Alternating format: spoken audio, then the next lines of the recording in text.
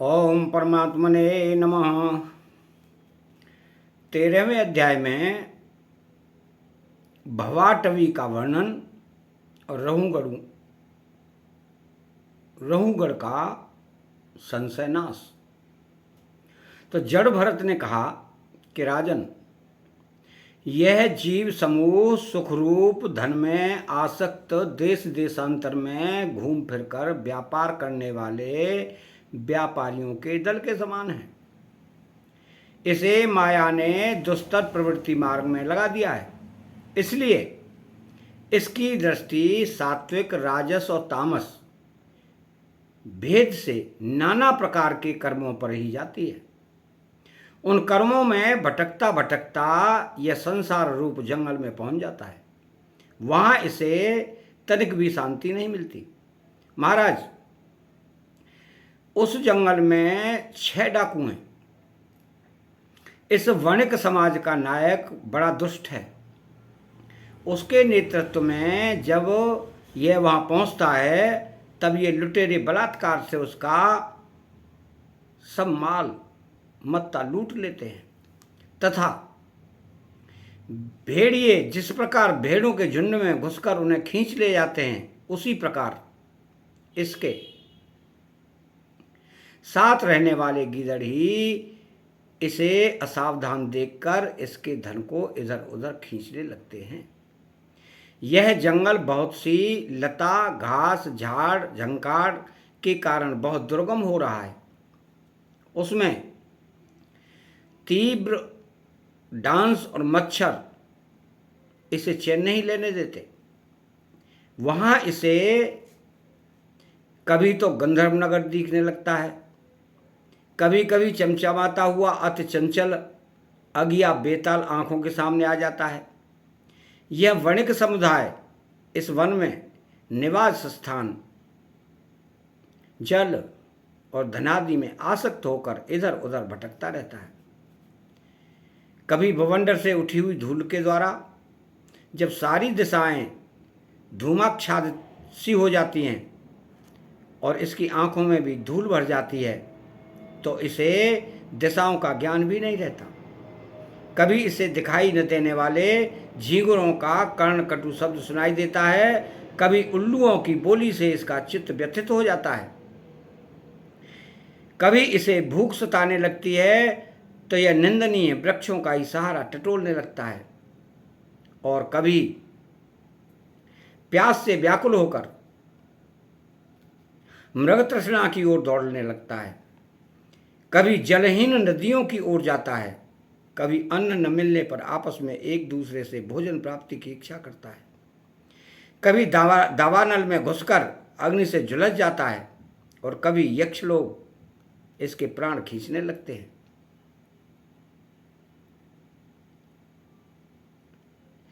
तो यह खिन्न होने लगता है।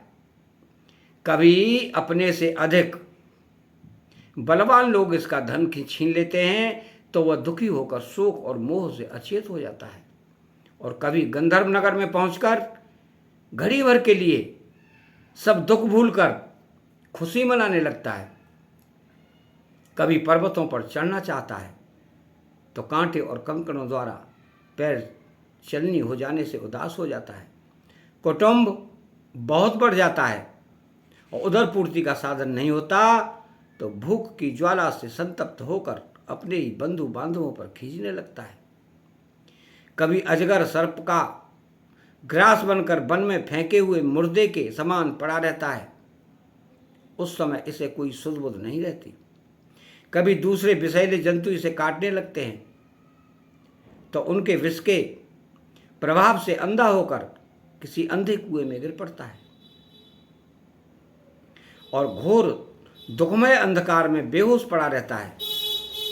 कभी मधु खोजने लगता है तो मक्खियां इसके नाक पर दम कर देती हैं और इसका सारा अभिमान नष्ट हो जाता है।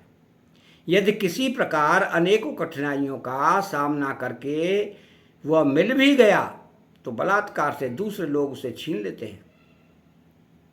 कभी शीत, घाम, आंधी और वर्षा से अपनी रक्षा करने में असमर्थ हो जाता है।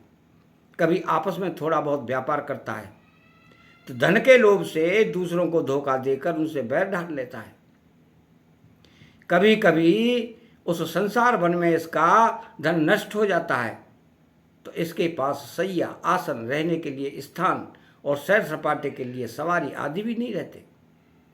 तब दूसरों से याचना करता है। मांगने पर भी दूसरों से जब उसे अविलक्षित वस्तु नहीं मिलती तब पराई वस्तुओं पर अनुचित दृष्टि रखने के कारण इसे बड़ा तिरस्कार सहना पड़ता है। इस प्रकार व्यावहारिक संबंध के कारण एक दूसरे से द्वेष भाव बढ़ जाने पर भी वह वणिक समूह आपस में विवाह आदि संबंध स्थापित करता है और फिर इस मार्ग में तरह तरह के कष्ट, धन क्षय आदि संकटों को भोगते भोगते मृतक वत हो जाता है। साथियों में से जो मरते जाते हैं उन्हें जहां का तहां छोड़कर नवीन उत्पन्न हुओं को साथ लिए वो बंजारों का समूह बराबर आगे ही बढ़ता रहता है। वीरवर, उनमें से कोई भी प्राणी न तो आज तक वापस लौटा है और न किसी ने इस संकटपूर्ण मार्ग को पार करके परमानंदमय योग की ही शरण ली है। जिन्होंने बड़े बड़े दिक्पालों को जीत लिया है वे धीरे धीरे पुरुष भी पृथ्वी में ये मेरी है ऐसा अभिमान करके आपस में वैर ठानकर संग्राम भूमि में जूझ जाते हैं तो भी उन्हें भगवान विष्णु का अविनाशी पद नहीं मिलता जो वैरहीन परमहंसों को प्राप्त होता है। इस भवाटवी में भटकने वाला यह बंजारों का दल कभी किसी लता की डालियों का आश्रय लेता है और उस पर रहने वाले मधुरभाषी पक्षियों के मुंह में फंस जाता है। कभी सिंहों के समूह से भय मानकर बगुला, कंक और गिद्धों से प्रीति करता है। जब उनसे धोखा उठाता है तब हंसों की पंक्ति में प्रवेश करना चाहता है किंतु उसे उनका आचार नहीं सुनाता। इसलिए वानरों में मिलकर उनके जाति स्वभाव के अनुसार दाम्पत्य सुख में रत रहकर विषय भोगों से इंद्रियों को तृप्त करता रहता है और एक दूसरे का मुख देखते देखते अपनी आयु की अवधि को भूल जाता है। वहां वृक्षों में क्रीड़ा करता हुआ पुत्र और स्त्री के स्नेह पास में बन जाता है। इसमें मैथुन की वासना इतनी बढ़ जाती है कि तरह तरह के दुर्व्यवहारों से दीन होने पर भी यह विवश होकर अपने बंधन को तोड़ने का साहस नहीं कर सकता। कभी असावधानी से पर्वत की गुफा में गिरने लगता है तो उसमें रहने वाले हाथी से डरकर किसी लता के सहारे लटका रहता है। शत्रु दमन यदि किसी प्रकार से उस आपत्ति से छुटकारा मिल जाता है तो यह फिर अपने गोल में मिल जाता है। तो जो मनुष्य माया की प्रेरणा से एक बार इस मार्ग में पहुंच जाता है उसे भटकते भटकते अंत तक अपने परम पुरुषार्थ का पता नहीं लगता। रहुगण, तुम भी इसी मार्ग में भटक रहे हो, इसलिए अब प्रजा को दंड देने का कार्य छोड़कर समस्त प्राणियों के सुहृद हो जाओ और विषयों में अनासक्त होकर भगवत सेवा से तीक्ष्ण किया हुआ ज्ञान रूप खड्ग लेकर इस मार्ग को पार कर लो।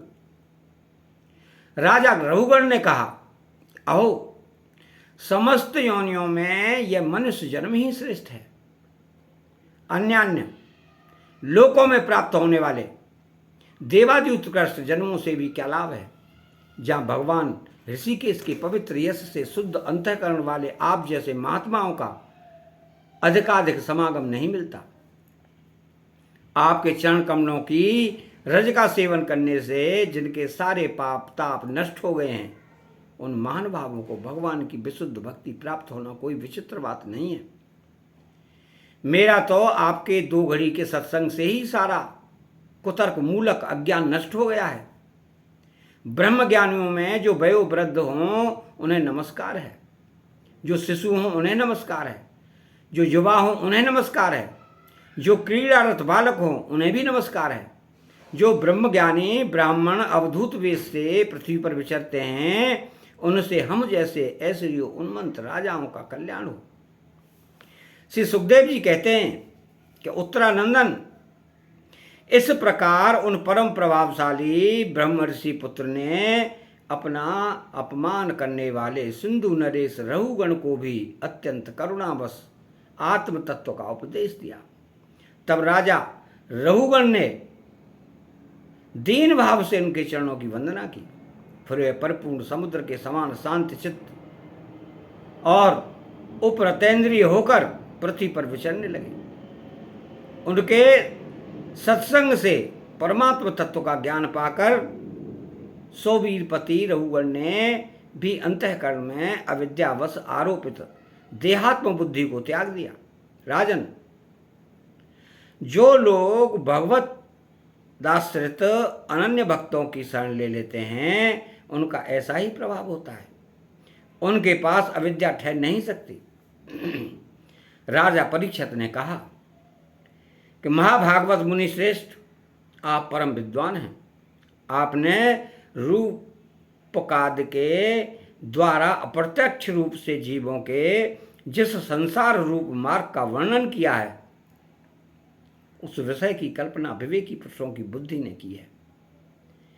वह अल्प बुद्धि वाले पुरुषों की समझ में सुगमता से नहीं आ सकता। अतः मेरी प्रार्थना है कि इस दुर्बोध विषय को रूपक का स्पष्टीकरण करने वाले शब्दों से खोलकर समझाइए।